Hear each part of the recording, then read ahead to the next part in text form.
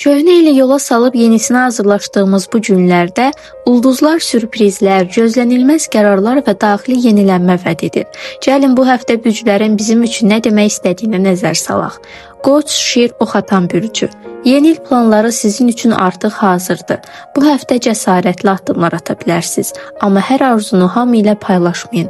Bəziləri hələ sir olaraq qalsın. Buğa, qız, oğlaq bürcü. İli sakit və düşünərək bağlamaq istəyirsiniz. Bu həftə atılan balaca, amma ağıllı addımlar yeni ildə böyük rahatlıq gətirə bilər. Əkizlər, tərəzi, dolça bürcü. Bayram əhvalı sizi də bürüyür. Gözlənilməz zəng, mesaj və ya dəvət gündəminizi dəyişə bilər. Yeni il öncəsi münasibətlərdə aydınlıq yaranır. Xərçəng, əqrəb, balıqlar.